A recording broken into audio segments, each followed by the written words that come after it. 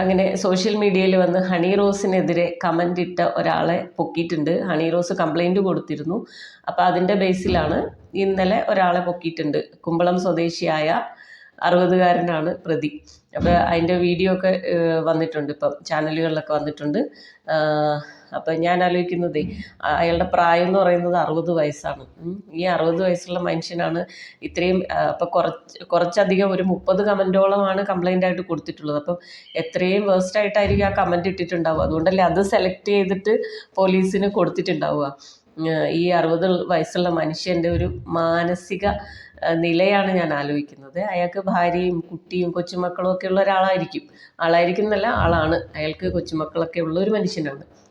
അപ്പം ഇനിയിപ്പോൾ ഇങ്ങനെ പോലീസ് പിടിക്കുമെന്ന് വിചാരിച്ചിട്ടതല്ല. ഇനിയിപ്പോൾ അയാൾക്ക് സൊസൈറ്റിയുടെ മുമ്പിൽ എന്തായിരിക്കും ഇമേജ് എന്നുള്ളതാണ്.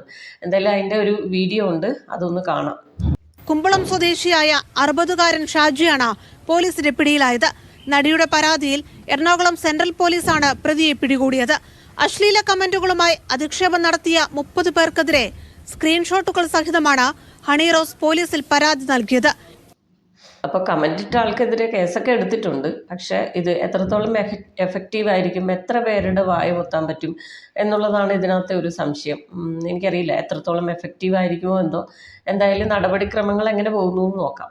അപ്പോൾ ഇതിനെല്ലാം കാരണം എന്ന് പറയുന്നത് ബോച്ചെ എന്ന് പറയുന്ന ആ ബോച്ചയും പിന്നെ ഹണി റോസും തമ്മിലുള്ള ഇഷ്യൂസാണ്.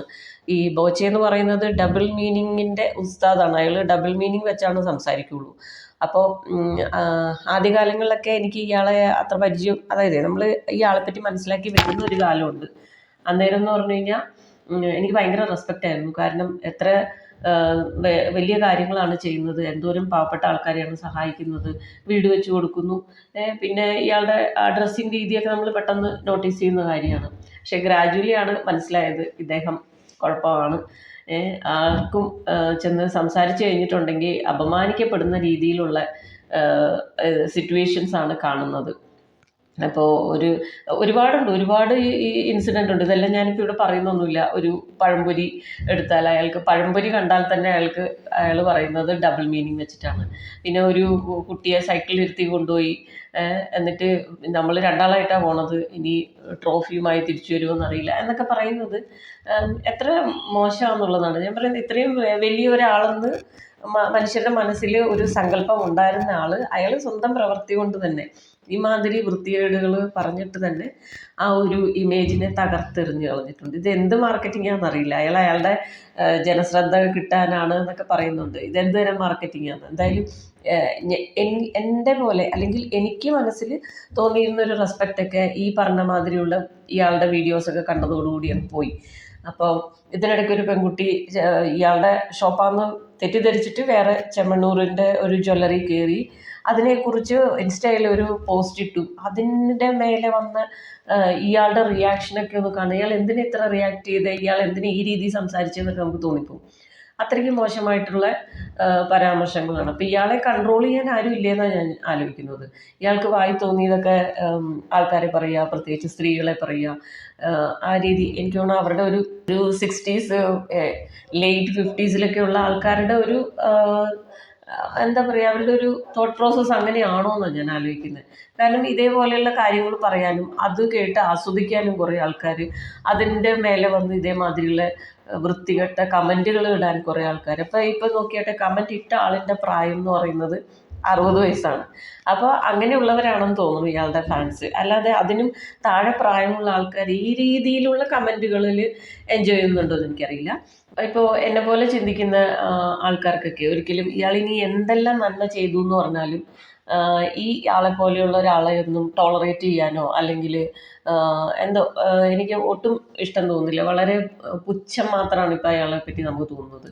കാരണം അത്രയും മോശമാണ് ഇയാളുടെ ഒരു കാര്യങ്ങളെല്ലാം, ജീവിത രീതിയും സംസാര രീതിയും എല്ലാം ഭയങ്കര ഒരു ഇതാണ്. ഈ കാശ് കുറേ ഉണ്ടായിട്ടൊന്നും കാര്യമൊന്നുമില്ല. നമ്മൾ വെൽ ബിഹേവ്ഡ് എന്ന് പറയില്ല, അങ്ങനെ പെരുമാറാനും കൂടി അറിയുന്നില്ല. പിന്നെ കുറേ കാശുണ്ടായിട്ടൊന്നും വലിയ കാര്യമൊന്നുമില്ല.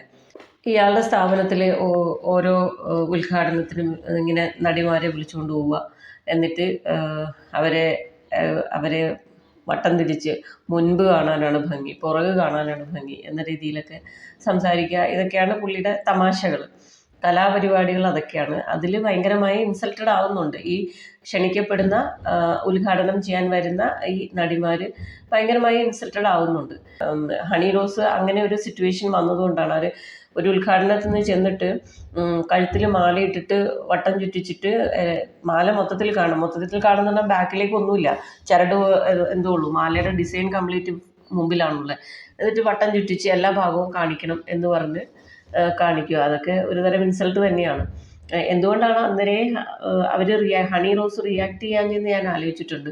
അപ്പം അതിന് അവർ പറയുന്നുണ്ട്, ശരിക്കും ഷോക്ക്ഡായിപ്പോയി, അന്നേരം എങ്ങനെ റിയാക്ട് ചെയ്യണം എന്നുള്ള ഒരു ഇതായിപ്പോയി.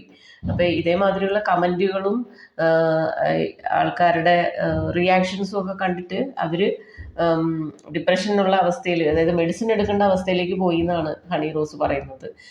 ഹണി റോസിൻ്റെ കുറച്ച് വോയിസ് ഉണ്ട്, അത് കേട്ട് നോക്കാം.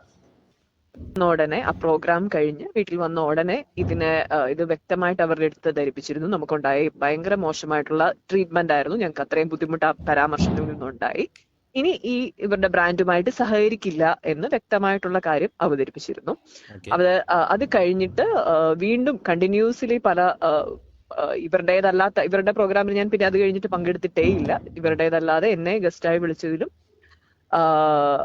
അതിന്റെ പ്രൊമോഷൻ വീഡിയോ ഭയങ്കര മോശമായിട്ട് ഇദ്ദേഹം വരികയും അതിന്റെ പ്രൊമോ വീഡിയോ ഭയങ്കര മോശമായിട്ട് ഇടുകയും പിന്നീട് ഇദ്ദേഹം കൊടുത്ത ഇന്റർവ്യൂവിൽ പോലും അതേപോലെ മോശമായിട്ടുള്ള രീതിയിൽ പരാമർശങ്ങൾ വീണ്ടും എന്റെ പേര് തന്നെ മെൻഷൻ ചെയ്തിട്ട് വരികയും ചെയ്ത ഒരു അവസ്ഥയിലാണ് ഇപ്പം ഇങ്ങനെ ഒരു നിയമ നടപടിയായിട്ട് മുമ്പോട്ട് പോകാൻ ഡിസൈഡ് ചെയ്തത്. അവരുടെ നമ്മളൊരു വ്യക്തിയുടെ റെപ്രസെന്റ് ചെയ്തല്ല ഒരു ഇനോഗ്രേഷന് പോകുന്ന ഒരു സ്ഥാപനത്തെയാണ് നമ്മൾ റെപ്രസെന്റ് ചെയ്യുന്നത്. നമ്മൾ ആ ഷോപ്പാണ് ഇനോഗ്രേറ്റ് ചെയ്യുന്നത്.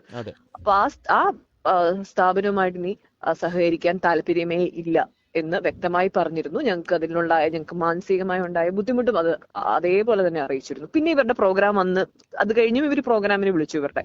ഞാൻ പറഞ്ഞു ഞാൻ ചെയ്യില്ല എന്ന് പറഞ്ഞു, എനിക്ക് എന്റെ ആവശ്യമില്ല എന്ന് പറഞ്ഞു. ഇതെല്ലാം നടന്ന സംഭവങ്ങളാണ്. പിന്നെയും കണ്ടിന്യൂസ് ആയിട്ട് ഈ അടുത്ത് റീസെന്റ്ലി കൂടി ഒരു ചാനലിൽ വളരെ മോശമായി പേര് മെൻഷൻ ചെയ്ത് പരാമർശിച്ച പല കമന്റുകളും ഇദ്ദേഹത്തിന്റെ ഭാഗത്തു നിന്ന് വന്നപ്പോൾ നമുക്കിതിന് വേറെ ഓപ്ഷൻ ഇല്ല. നമ്മളെ ഏറ്റവും അവസാന അവസ്ഥയിലേക്ക് ഡ്രാഗ് ചെയ്ത് കൊണ്ടിട്ടത് കൊണ്ടാണ് നിയമപരമായിട്ട് മുമ്പോട്ട് പോകാൻ തീരുമാനിച്ചത്. വർഷങ്ങളായി ഞാൻ ഫേസ് ചെയ്യുന്ന പ്രോബ്ലംസ് ആണ് ഇത് ഇപ്പം അഡ്രസ്സ് ചെയ്തത്. അത് ഞാൻ വളരെ നമ്മൾ പറയുമെങ്കിലും, നിങ്ങൾ ഓരോ മീഡിയ പ്രവർത്തകരും നമ്മുടെ അടുത്ത് ചോദിക്കും, പറയുമെങ്കിലും അതിനെ ഞാൻ അങ്ങനെ അതിൻ്റെതായ രീതിയിൽ മാത്രമേ കാണുന്നുള്ളൂ. പക്ഷെ ഇതെല്ലാം നമ്മളെ ഭയങ്കരമായി അഫക്ട് ചെയ്യുന്നുണ്ട്. ഇതിന്റെ ഒരു അവസാനം ഇപ്പം വന്ന് നിൽക്കുന്നത് വരെയുമുള്ള ഇങ്ങനെയുള്ള അബ്യൂസുകൾ, സെക്ഷൽ അബ്യൂസുകൾ ഭയങ്കരമായി നമ്മളെല്ലാവരെയും അഫക്ട് ചെയ്യുന്നതാണ്. എന്റെ പേരൻസിനെയും എന്റെ റിലേറ്റീവ്സിനെയും എല്ലാവരെയും. അപ്പൊ നമ്മൾ ആരും, ഞാനെന്നല്ല, സെലിബ്രിറ്റി എന്നല്ല, സമൂഹത്തിൽ ഏത് സ്റ്റേറ്റസിൽ നിൽക്കുന്ന ആളുകളായാലും അവർക്കാരും ഇത് ഇങ്ങനെയുള്ള ബുദ്ധിമുട്ടിലൂടെ കടന്നു പോകാൻ പാടില്ല. അത് സ്ത്രീ ആയാലും പുരുഷനായാലും ആരായാലും. ഇതിലിപ്പോ ഇത്രയും മോശമായ കമന്റ് ഇട്ട ആൾക്കാരെ കാട്ടും, അല്ലെങ്കിൽ എന്താ പറയുക, ഇത്രയും മോശമായിട്ട് സംസാരിച്ച ബോബി ചെമ്മണ്ണൂരിനേക്കാളും കുറ്റം ചെയ്തിട്ടുള്ളത് ഹണി റോസാണ്. പല യൂട്യൂബ് ചാനലിലും അല്ലെങ്കിൽ പലരുടെയും കമൻറ്റുകളിലും നമ്മൾ പിന്നെയും കാണുന്നത് അത് തന്നെയാണ്. എന്താ, അവരുടെ വസ്ത്രധാരണം ശരിയല്ല, അവർ നന്നായി വസ്ത്രം ധരിച്ചിരുന്നെങ്കിൽ അവർക്ക് ഇങ്ങനത്തെ കമൻറ്റുകൾ കേൾക്കേണ്ടി വരില്ല എന്നുള്ളത്. അതായത് ഈ വസ്ത്രധാരണം നമ്മളെപ്പോഴും പറയുന്നതാണ്, അത് ഓരോരുത്തരുടെ സ്വാതന്ത്ര്യമാണ്, അവർക്ക് കംഫർട്ടായിട്ടുള്ള രീതിയിലാണ് വസ്ത്രം ധരിക്കുന്നത്.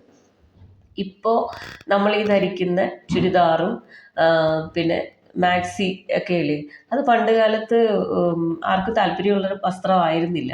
അതായത് പണ്ട് കാലത്തുള്ള മുത്തശ്ശിമാരായിട്ടുള്ള ആ ജനറേഷനില്ലേ, അവരൊക്കെ മാക്സിയൊക്കെ ഇടണം എന്നുണ്ടെങ്കിൽ അന്നതൊന്നും ഓക്കെ അല്ല. എല്ലാവരും സെറ്റും മുണ്ടും ബ്ലൗസും അതൊക്കെയായിരുന്നു ഇട്ടിരുന്നത്. അപ്പോൾ ഈ മാക്സി ഇടണം എന്നുള്ള ആഗ്രഹം ഉണ്ടെങ്കിൽ അവർ ഹസ്ബൻഡിനോട് പറഞ്ഞിട്ട് സീക്രട്ടായിട്ട് അവരുടെ ബെഡ്റൂമിൽ മാത്രം ഉപയോഗിച്ചുകൊണ്ടിരുന്നൊരു സാധനമാണ്.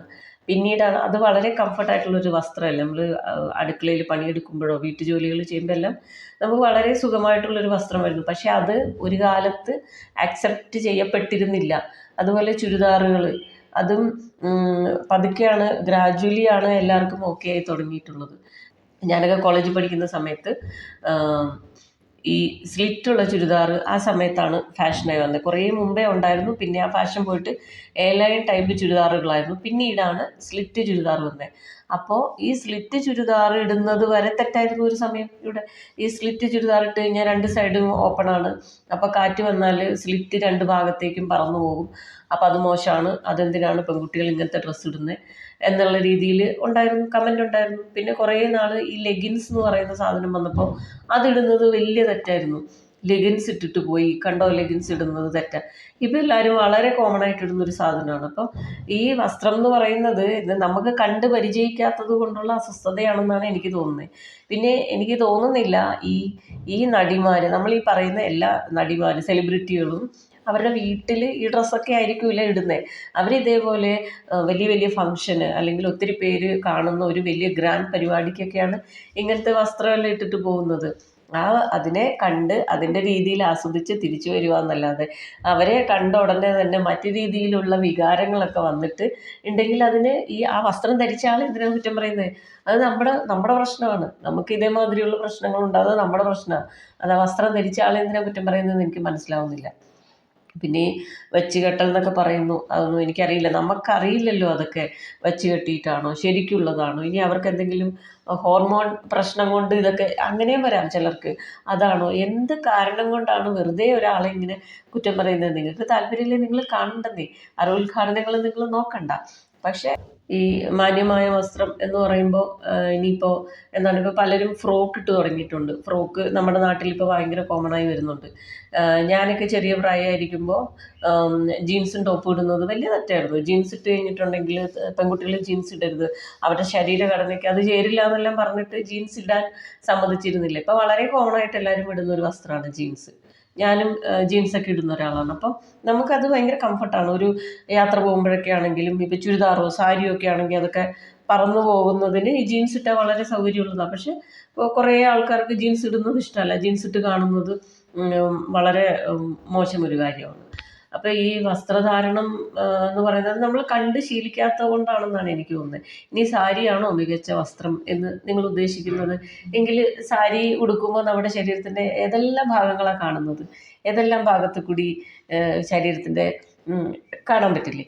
അപ്പോൾ സാരി നല്ല വസ്ത്രമാണെന്ന് പറയാൻ പറ്റുമോ? അപ്പോൾ ഒരു പരിപാടിക്ക് പോകുമ്പോൾ ഗ്രാൻഡായി റെഡിയായി പോകുന്നതിന് അത് കഴിഞ്ഞ് വന്ന് അവർ ആ വസ്ത്രം മാറ്റി അവരുടെ നോർമൽ വീട്ടിലിടുന്ന പോലെ സാധാരണ ഡ്രസ്സിലാണ് അവരുണ്ടാവുക. ഇതിനിടയ്ക്ക് ഭയങ്കര ചർച്ചയായിരുന്നു ഇന്ദ്രജിത്തിൻ്റെ മകൾ ഇട്ട വസ്ത്രം എന്ന് പറഞ്ഞിട്ട്. ഈ ചർച്ചകളൊക്കെ അവരുടെ ചെവിയിലോട്ട് എത്തുന്നുണ്ടോ എന്ന് പോലും അറിയില്ല. എന്തായാലും അവരുടെ അച്ഛൻ്റെ അമ്മ മല്ലിക സുകുമാരൻ കൃത്യമായിട്ട് പറഞ്ഞു അത് അവരുടെ സ്വാതന്ത്ര്യമാണ്, അതിൽ ഞാൻ കയറി അഭിപ്രായം പറയേണ്ട കാര്യമില്ല എന്ന്. അത് തന്നെയാണ് നമ്മൾ ഓരോരുത്തരുടെയും കാര്യവും, അത് അവരുടെ കാര്യമാണ്. അതിൽ നമ്മൾ കയറിയിട്ട് ആവശ്യമില്ലാത്ത അഭിപ്രായമൊന്നും പറയേണ്ട കാര്യമില്ല. പിന്നെ ഒരാളെ വാക്കുകൊണ്ടാണെങ്കിലും പ്രവൃത്തി കൊണ്ടാണെങ്കിലും ഈ രീതിയിൽ ഹേർട്ട് ചെയ്ത്, ഹണി റോസിൻ്റെ കേസിലാണെങ്കിൽ അവരിപ്പോൾ മെഡിസിൻ എടുക്കേണ്ട അവസ്ഥ വരെ ഉണ്ടായിരുന്നു എന്നാണ് പറയുന്നത്. ഈ കമൻറ്റുകളൊക്കെ വായിച്ചിട്ട് ഇപ്പോൾ ആരാണെങ്കിലും നമ്മളെപ്പറ്റി ഇതേപോലെ ഇങ്ങനെ പറഞ്ഞുകൊണ്ടിരുന്ന എന്തായാലും നമുക്കതൊരു നമ്മളെ മനസ്സിന് ഭയങ്കരമായി ഹേർട്ട് ചെയ്യുന്ന കാര്യങ്ങളാണ്. അപ്പോൾ മെഡിസിൻ എടുക്കേണ്ട അവസ്ഥയിൽ വരെ അവരെത്തി എന്നാണ് അവരൊരു ഇൻ്റർവ്യൂവിൽ പറഞ്ഞിട്ടുള്ളത്, അവരുടെ വോയിസ് ഞാൻ കേട്ടത്. അപ്പം എന്തൊരു ഭീകരമായ അവസ്ഥയാണെന്ന് നോക്കി. കമൻറ്റുകളിട്ട് സോഷ്യൽ മീഡിയയിൽ കൂടി വന്ന് ഓരോന്ന് പറഞ്ഞിട്ട് ഒരാളെ മെഡിസിൻ എടുക്കേണ്ട അവസ്ഥയിലേക്ക് ഡിപ്രഷനിലേക്ക് എത്തിക്കാൻ സാധിക്കുക എന്ന് പറയുന്നത് ഭയങ്കരം തന്നെയാണ്. അപ്പോൾ ദയവ് ചെയ്ത് നമ്മൾ കമൻ്റ് ഇടുമ്പോൾ അത്രയും അങ്ങ് മറ്റുള്ളവരെ ഹേർട്ട് ചെയ്യാത്ത പോലെ കമൻ്റ് ഇടാനൊക്കെ ശ്രദ്ധിക്കുക. പിന്നെ ഈ ബോച്ചെ പോലെയുള്ള ആൾക്കാരൊന്നും ഒരിക്കലും നമുക്ക് റോൾ മോഡലാക്കാൻ പറ്റുന്ന ഒരു ക്യാരക്ടറൊന്നുമല്ല. അയാൾ നല്ല കാര്യങ്ങളൊക്കെ ചെയ്യുന്നുണ്ടെങ്കിൽ പോലും അയാൾ ഒരു ആസ് എ ഹ്യൂമൻ ബീയിങ് ഇതാണ് ഇയാളുടെ ബേസിക് ക്യാരക്ടർ. അപ്പോൾ അത് നമുക്കൊരിക്കലും ഫോളോ ചെയ്യാൻ പറ്റുന്നത്. ദയവ് ചെയ്ത് ഇയാളെ ആരും അനുകരിക്കരുതെന്നാണ് ഞാൻ പറയുന്നത്. ഞാനിതുപോലെ കണ്ടൻറ്റുകൾ ഇങ്ങനെ നോക്കുമ്പോൾ ഇതിനിടയിലൊരു ഇൻ്റർവ്യൂ കണ്ടു. അർച്ചന കവി എന്ന് പറയുന്ന ഒരു നടിയില്ലേ, കുറച്ച് നാൾ മുന്നേ ഉണ്ടായിരുന്നു, പിന്നെ കുറേ ഗ്യാപ്പിന് ശേഷം ഇപ്പോൾ ഒരു പുതിയ സിനിമയിൽ അഭിനയിച്ചിട്ടുണ്ട്. അപ്പം അവരുടെ ഇൻ്റർവ്യൂ എടുക്കുന്നു, എന്തുകൊണ്ടാണ് ഇത്ര നാൾ വരാതിരുന്നത്, സിനിമയിൽ വന്നില്ലല്ലോ എന്നൊക്കെ പറഞ്ഞ് വളരെ രസകരമായിട്ടുണ്ട്. അപ്പോൾ അവർ പറയുന്നുണ്ട് എന്നെ ആരും വിളിച്ചില്ല, ഞാൻ ഒരു കല്യാണം കഴിച്ചു, അത് കഴിഞ്ഞ് ഡിവോഴ്സായി, പിന്നെ അതിൻ്റെ ഒരു ഡിപ്രഷനായി, അപ്പോൾ 10 വർഷം സമയമായി എന്നൊക്കെ പറഞ്ഞിട്ട്. അപ്പം ഞാൻ ആ ഇൻ്റർവ്യൂ കണ്ട് അത് കഴിഞ്ഞ് കമൻറ്റ് എടുത്ത് നോക്കുമ്പോൾ എനിക്കത് നിങ്ങളുടെ മുമ്പിൽ പറയാൻ പോലും പറ്റില്ല. എത്ര വൃത്തികെട്ട ഒരു കമൻറ്റ്. ഇതൊക്കെ ഞാൻ പറയുന്നത് ഇതൊന്നും അറിയാതെ ഒന്നും ആരും ചെയ്യുന്നൊന്നുമല്ല. ഇത് കൃത്യമായി പ്ലാൻ ചെയ്ത് ഇന്ന പോലെ ചെയ്യാമെന്ന് പറഞ്ഞ് കമൻറ്റ് ബോക്സ് എടുക്കുന്നു, ടൈപ്പ് ചെയ്യുന്നു, എന്നിട്ട് അത് അടിച്ചു വിടുന്ന ഒരു കാര്യമല്ലേ. അപ്പോൾ ഇതിപ്പോൾ ഈ പോലീസ് പിടിച്ച് ഇയാൾ വേണേൽ പറയും ഞാൻ അറിയാതെ പറ്റിപ്പോയതാന്ന്.